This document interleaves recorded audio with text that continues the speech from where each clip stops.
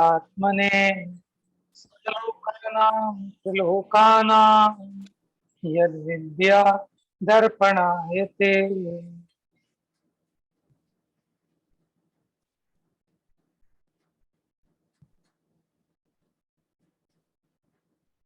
तो कल हमने क्रोध के दोष और क्षमा के गुण देखे, यानी क्रोध करने पर अपना कितना भारी नुकसान है। जब ऐसा अपने को दिखेगा तो हम पहले से प्रिपेयर रहेंगे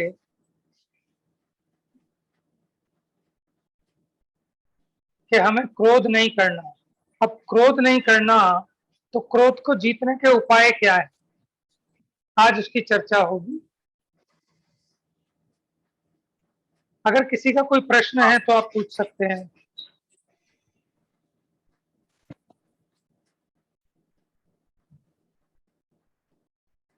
सारा होगा इसको पूरी।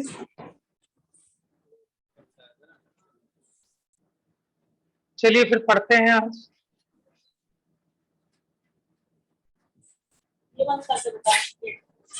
बोल दो।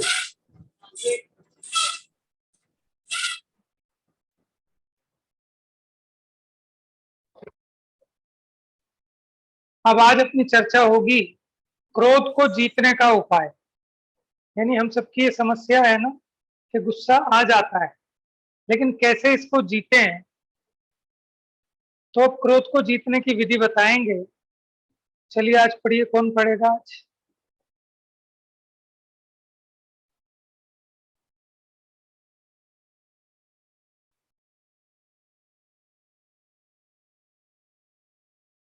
मैं पढ़ू भैया?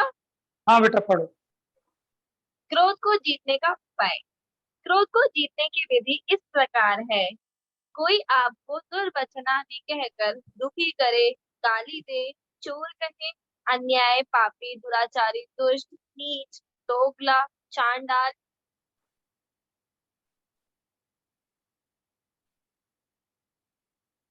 कृतघ्नी, ऐसे अनेक दुर्वचन कहे तो ज्ञानी को ऐसा विचार करना चाहिए, मैंने इसका अपराध किया है या नहीं किया है। यदि मैंने इसका अपराध किया है तथा राग द्वेष मोह के वश होकर किसी बात से इसका चित्त दुखाया है तो मैं अपराधी हूँ। मुझे गाली देना, नीच, चोर, कपटी, अधर्मी कहना न्याय है। मुझे इससे अधिक दंड देता तो भी ठीक था।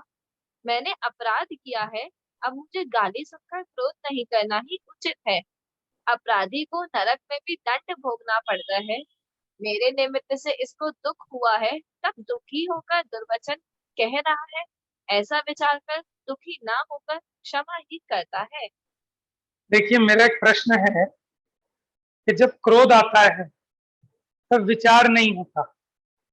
अगर विचार आ जाए तो फिर क्रोध शांत हो जाए, क्योंकि जब क्रोध आता है ना इसको होश नहीं रहती।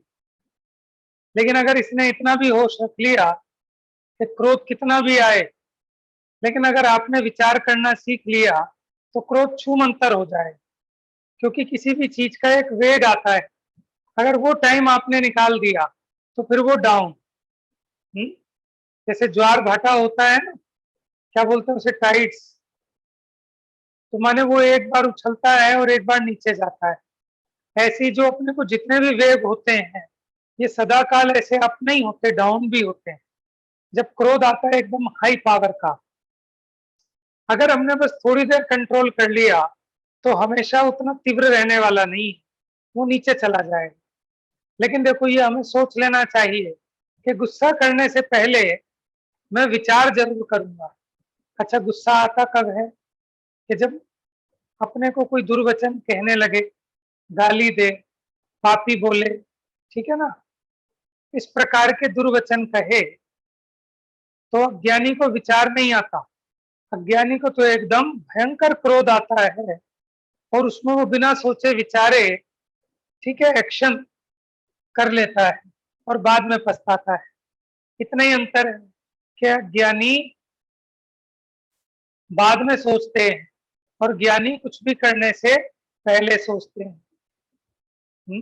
अगर पहले सोच लें तो बाद में पछताना नहीं पड़ता, और पहले नहीं सोचे तो बाद में पूरी जिंदगी सोचना पड़ता है। माने पछताना पड़ता है। इसलिए धैर्य रखना चाहिए हर काम में। आपको गुस्सा भी आया है ना, थोड़ी देर रुको, पहले सोचो गलती किसकी है? ये जो मुझे कह रहा है ठीक कह रहा है या गलत कह रहा है? तो इसका यहाँ विचार कराया कि अगर मैंने राग द्वेष के कारण इसका दिल दुखाया है तो मैं अपराधी हूं, फिर तो मुझे दंड मिलना ही चाहिए। अब जब जीव को अपनी गलती दिखाई देती है तब क्रोध उत्पन्न नहीं होता। और ये तो बेचारा दुखी होकर गाली बक रहा है। देखो, जैसे आपने किसी कुत्ते के पैर के ऊपर स्कूटर चढ़ा दिया, अब वो कुत्ता जोर जोर से भौंकता क्या है, वो आपको गाली देता है, आपको गुस्सा आएगा कि दया आएगी? बताओ। दया। दया आएगी। क्यों? क्योंकि आपको समझ में आ रहा है गलती मैंने की है।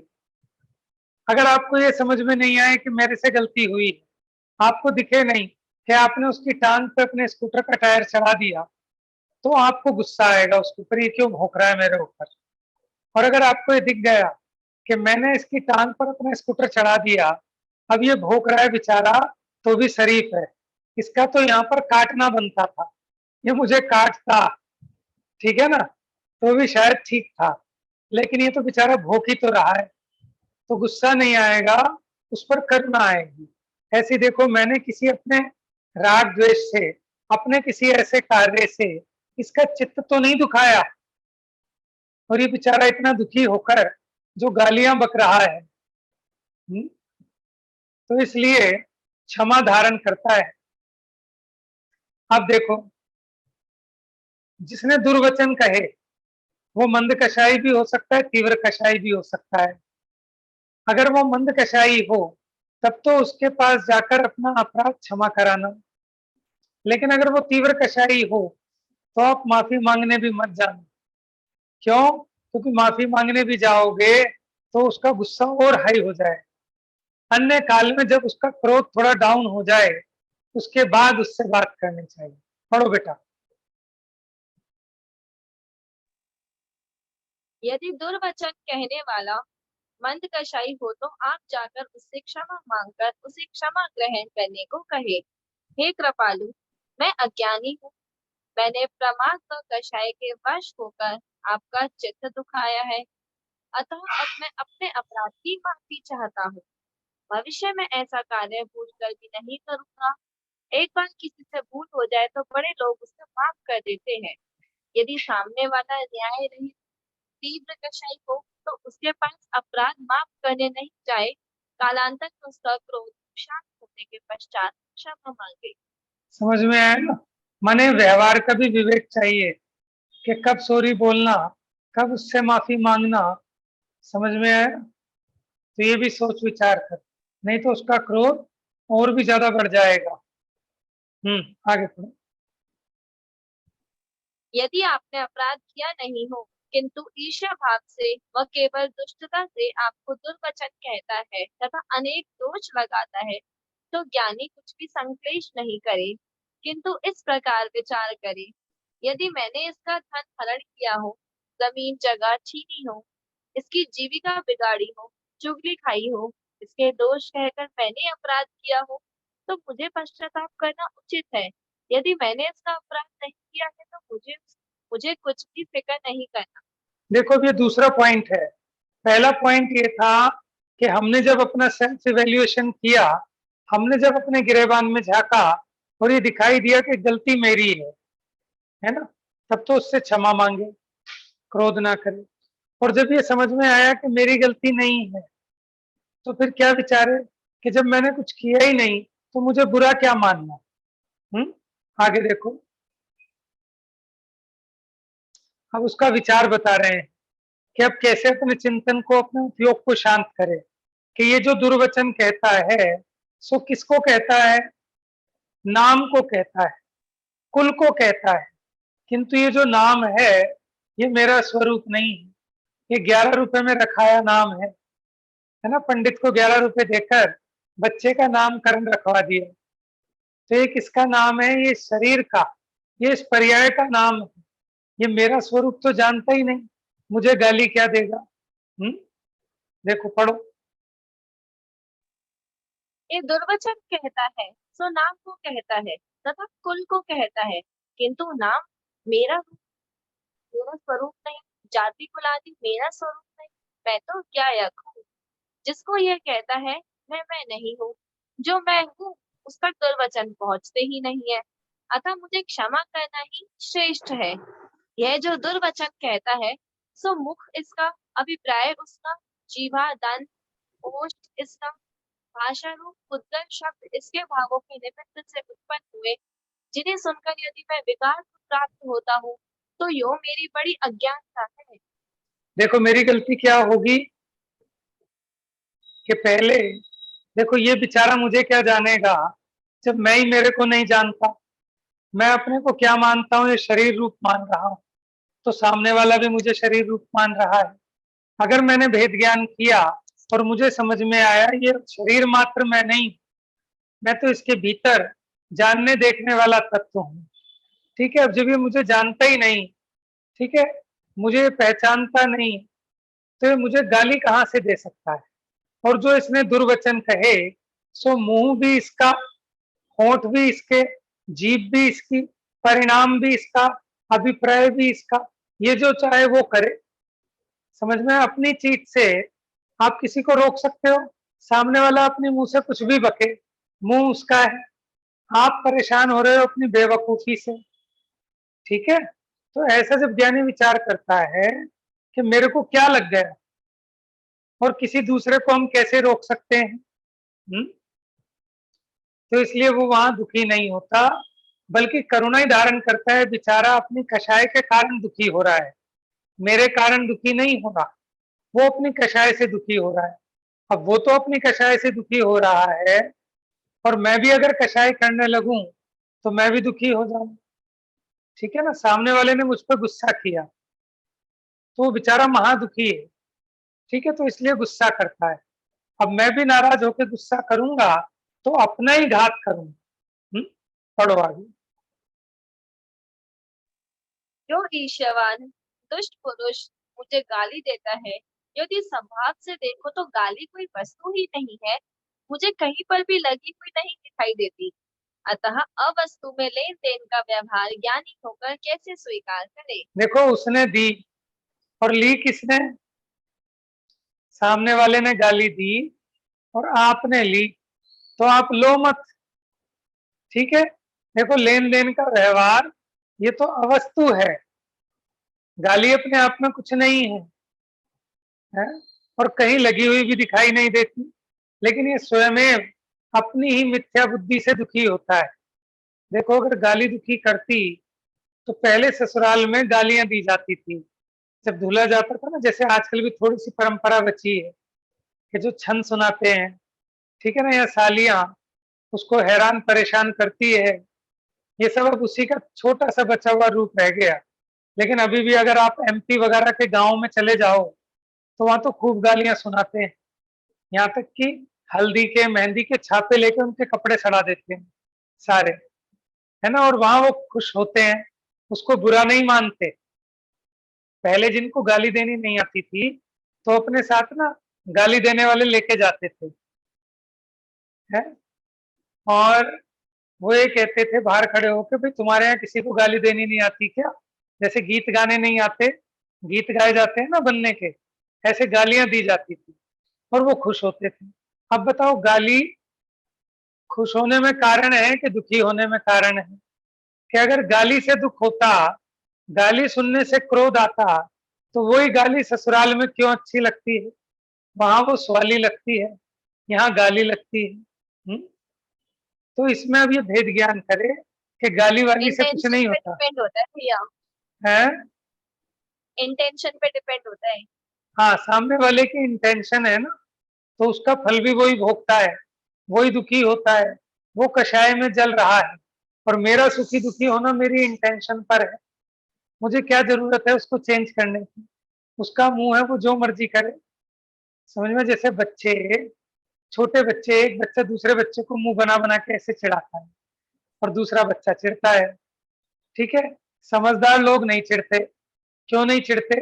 भैया हाथ उसके, मुंह उसका, वो जो मर्जी करे, हम क्यों चिढ़े। तो ऐसे ही कोई अगर गाली देता है तो होठ उसके, जीभ उसकी, मुंह उसका, वो अपना मुंह खराब करता है, अपना मन खराब करता है, अपनी गति खराब करता है, इस लोक में अपना यश, अपनी इज्जत, सब कुछ जला देता है।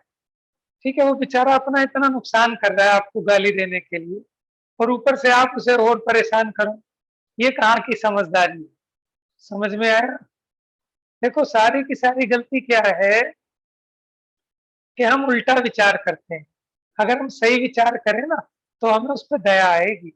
देखो यशोधर मुनिराज के गले में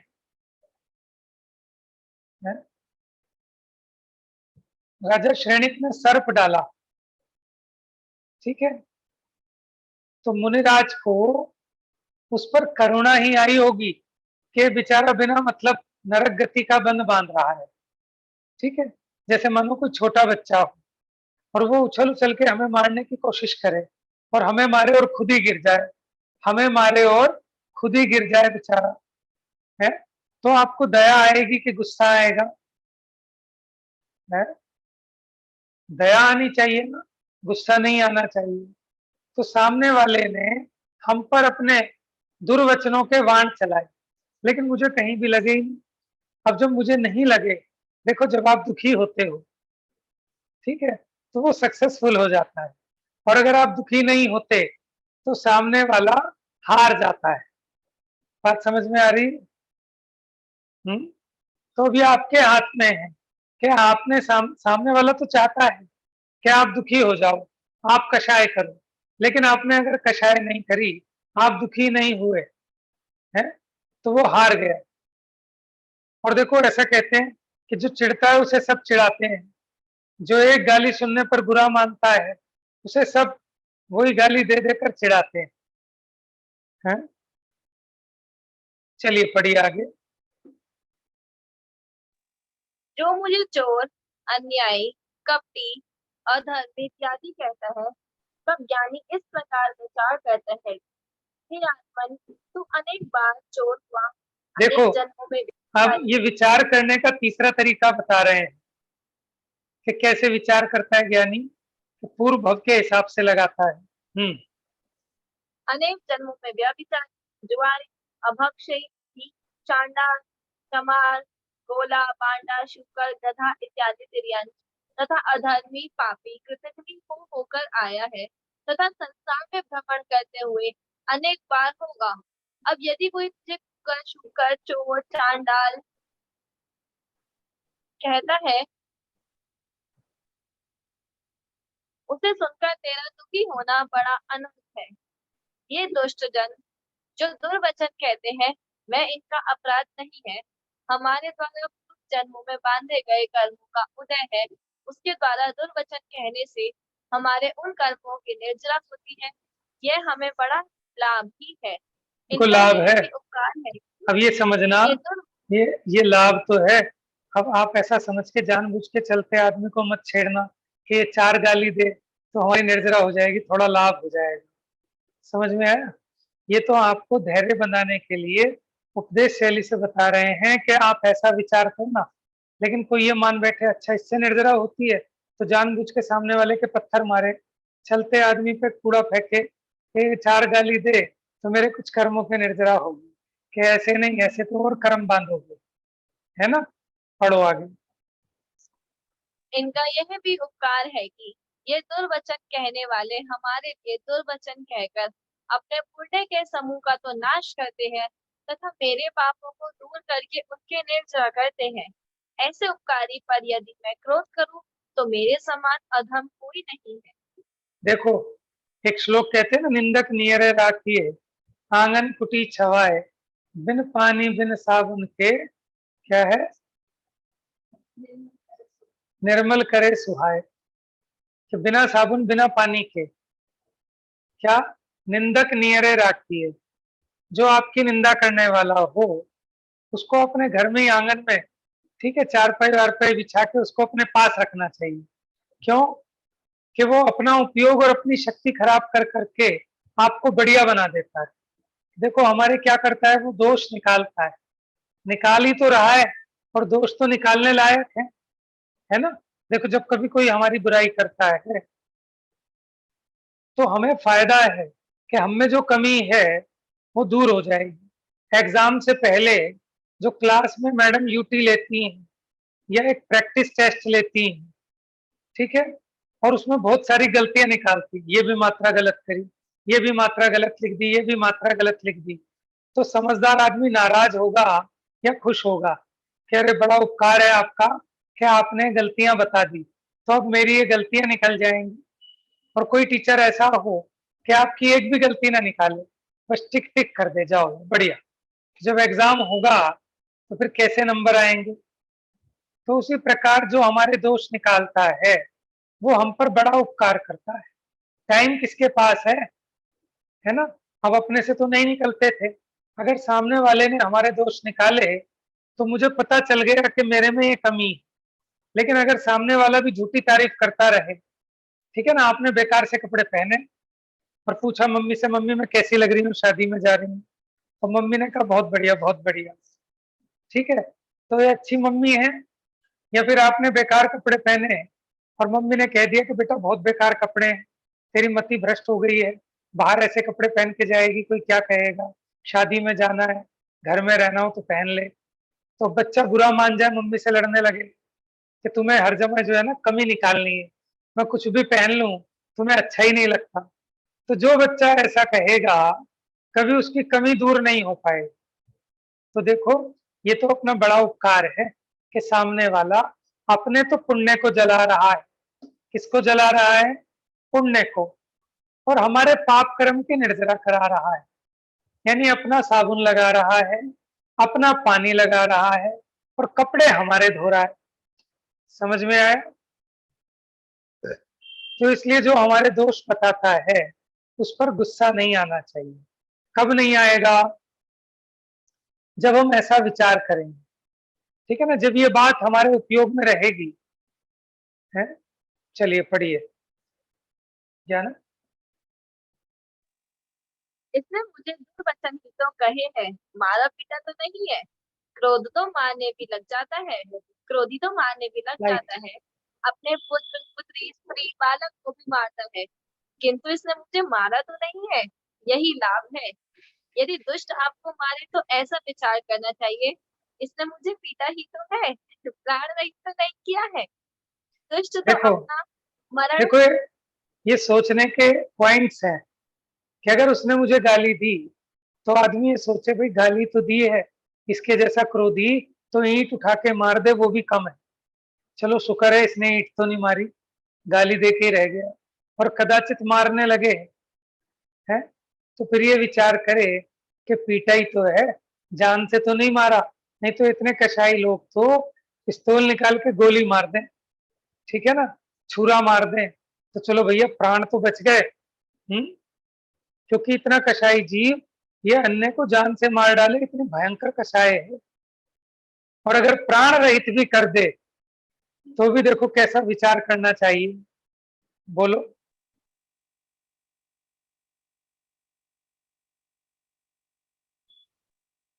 पढ़ो बेटा पढ़ो।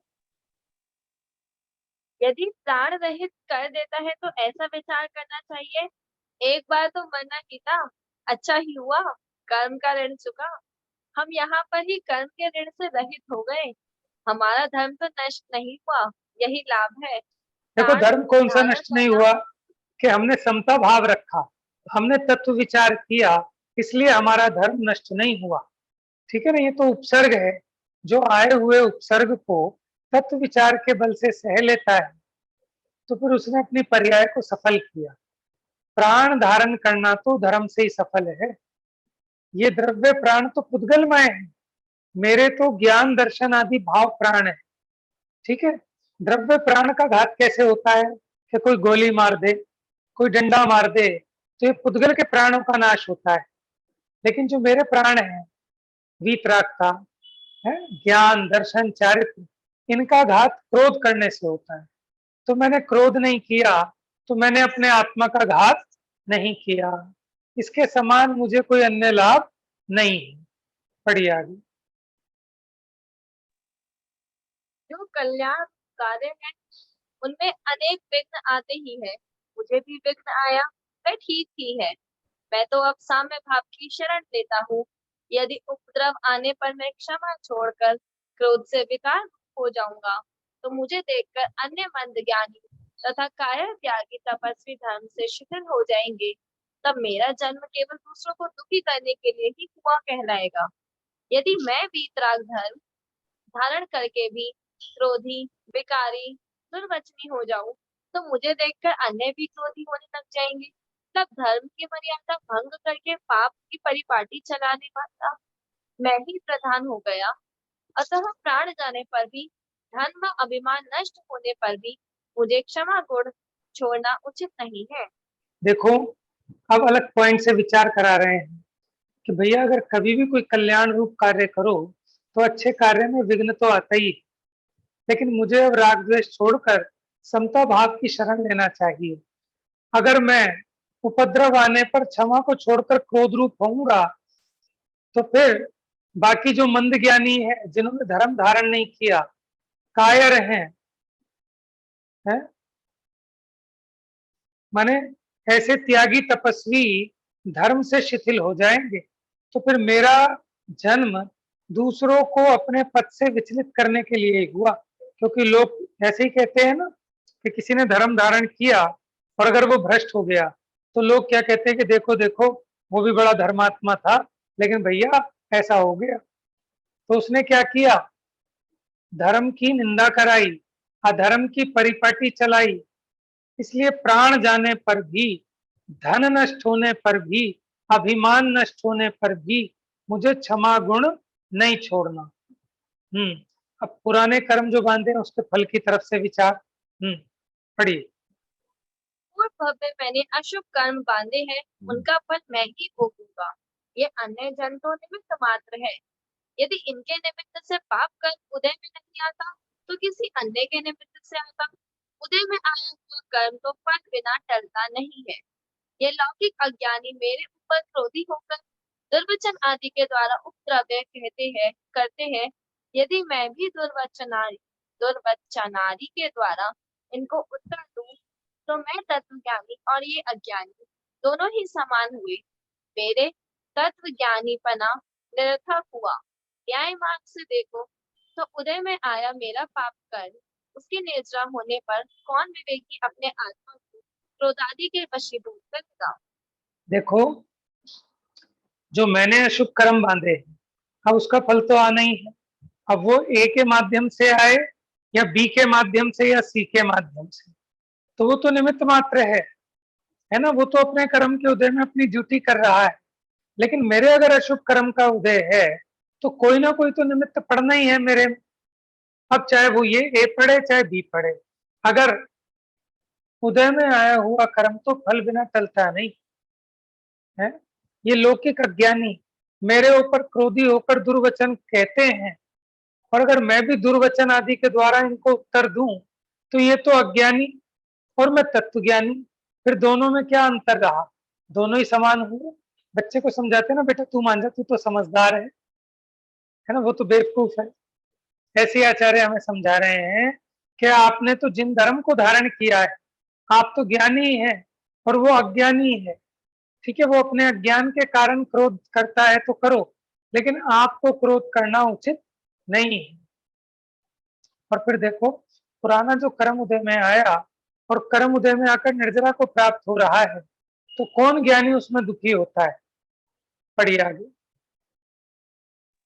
हे आत्मन, पूर्व भवों में बांधे हुए असाता तत्व का जब उदय आता है, उसे इलाज रहित न रुकने वाला जानकर संभावना समझो। यदि दुखी होकर भोगोगे, तो असाता को तो भोगोगे ही, नए और बहुत असाता कर्मों का बंध भी करोगे। देखो अब क्या अतः है, वो तो जो पुराने बांधे हुए असाता कर्म है, ठीक है, वो तो उदय में आया है। अब अगर उसमें दुखी होकर भोगोगे तो फिर दोबारा असाता कर्म बनेगा, और अगर समता भाव धारण करोगे, ठीक है, तो फिर वो कर्म उदय में आया हुआ निर्जरित हो जाएगा। पढ़िए। अतः होने वाले दुख को निशंक होकर संभावों से ही सहो। ये दुष्ट जन तो बहुत है। वे अपनी सामर्थ्य के द्वारा मुझ में क्रोध रूप अग्नि को प्रज्वलित कराकर मेरी संभाव रूप संपत्ति को जला देना चाहते हैं। अब यहाँ यदि मैं असावधान होकर क्षमा को छोड़कर क्रोधी हो जाऊंगा, तो अवश्य ही अपना साम्य भाव नष्ट करके अपना धर्म व यश का नाश करने वाला हो जाऊंगा। इसीलिए दुष्टों का संसर्ग होने पर सावधान रहना ही उचित है। पढ़ो, आगे पढ़ो। ज्ञानी मनुष्य तो असह्य दुख उत्पन्न होने पर भी अपने पूर्व कर्म का नाश होना जानकर हर्षित ही होते हैं।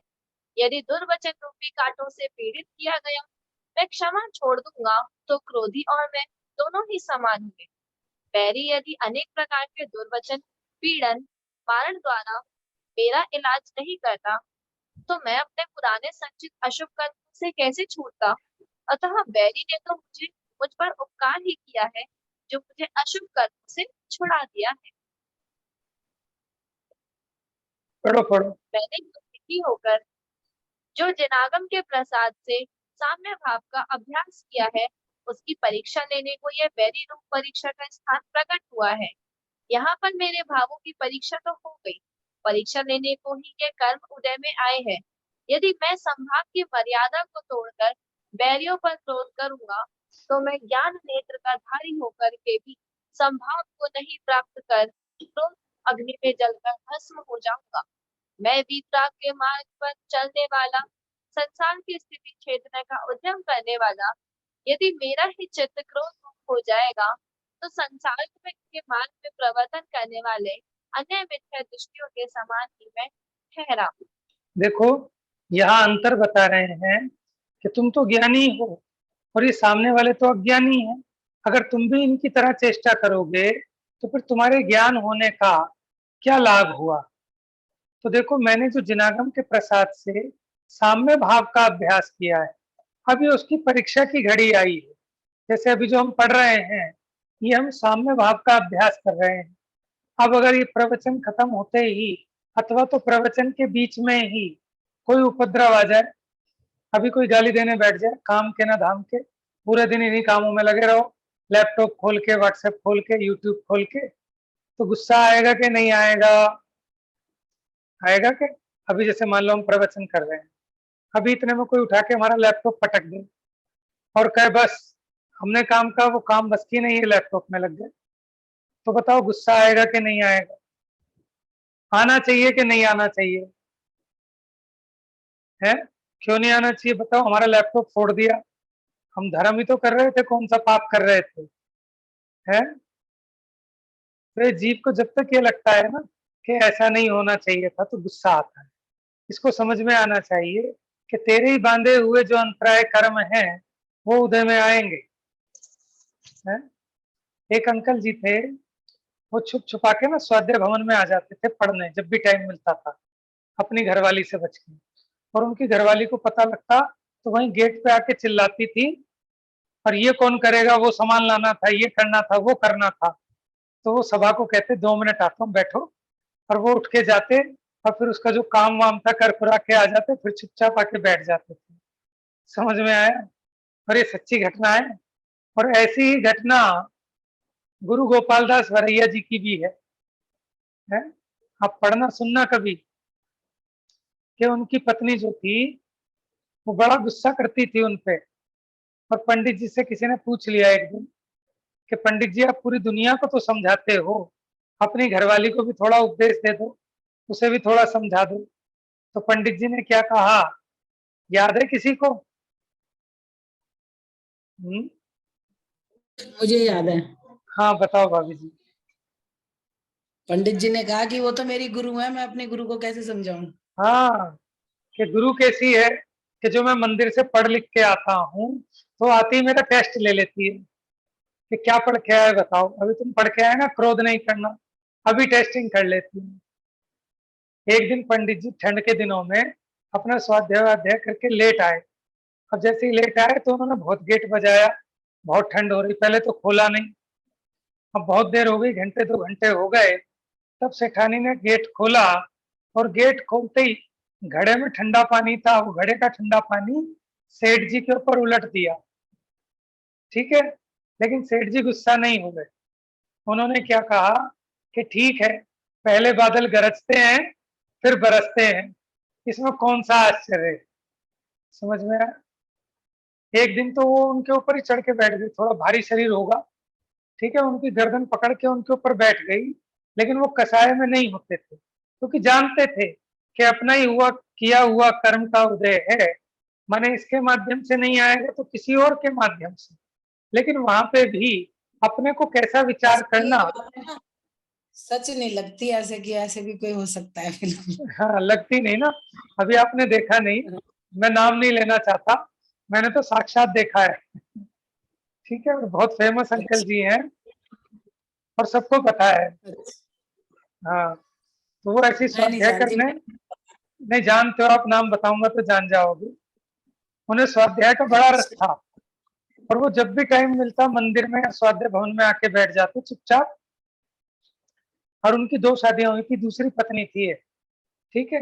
अब वो जब उन्हें पता चले, माने एक पैज हो जाती है ना किसी को, कोई काम हो या ना हो, लेकिन एक अंदर में इस तरह का कुछ अपना कर्म का उदय होता है कि उसको जैसे ही पता चले तो वहीं आ जाए और गेट पे ही खड़े होकर 10 गालियां बके कि ये काम कौन करेगा, तुझे ये काम कहा था, ये कहा था, वो कहा था।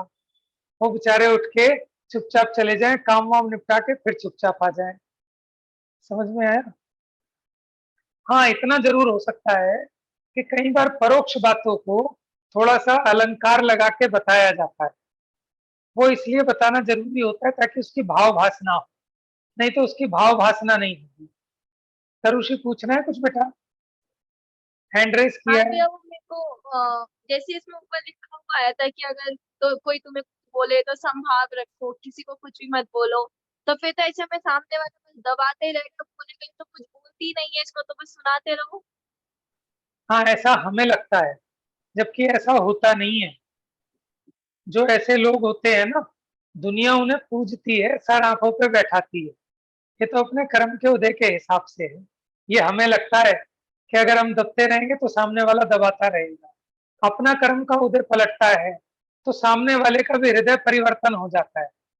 समझ में आया कि कितने अत्याचार कर लो, कितने कष्ट दे दो, लेकिन जब अपना उदय पलटता है तो अपना शत्रु भी मित्र हो जाता है, और अगर अपना उदय खराब होता है तो मित्र भी शत्रु हो जाता है। ठीक है ना? ऐसा पुराणों में पढ़ो, पुराने जमाने की फिल्में देखो, उनमें तो ऐसे ही मिलेगा आपको। आजकल की फिल्मों में तो कुछ है नहीं, लेकिन जो पुराने टाइम की फिल्में होती थी, 70s की, 60s की, 50s की, 80s की, तो उनमें तो इसी तरह की कहानी होती थी कि देखो, जो सही व्यक्ति है वो अपने नेचर को नहीं छोड़ता, उस पर कितने ही उपद्रव हों, कितने उसको कष्ट दिए जाएं, लेकिन फिर भी वो भलाई करता है। लेकिन उसकी भलाई का फल, ठीक है, आता ही आता है, भले टाइम लगे, लेकिन अंदर में तो ठंडक रहती है ना। अच्छा करने वाला अंदर में शांत रहता है, और बुरा करने वाला हमेशा कुढ़ता रहता है। आप कभी सोचना, समय अब हो गया है, आप जब किसी का बुरा सोच के देखो, बुरा करके देखो, फिर देखो परिणामों में कैसा लगता है, और किसी का भला करके देखो, तब देखो परिणामों में कैसा लगता है। आप सामने वाले की रोटी जो खा रहा हो वो छीन लो उससे और खा लो, फिर देखो आपके परिणाम कैसे होते हैं। और एक आप अपनी रोटी में से सामने वाले को अपनी रोटी खिला दो, फिर देखो आपके परिणाम कैसे होते हैं। है? समय हो ही गया है। जिनवाणी स्थिति, जा वाणी के ज्ञान से सूझे लोकालोक,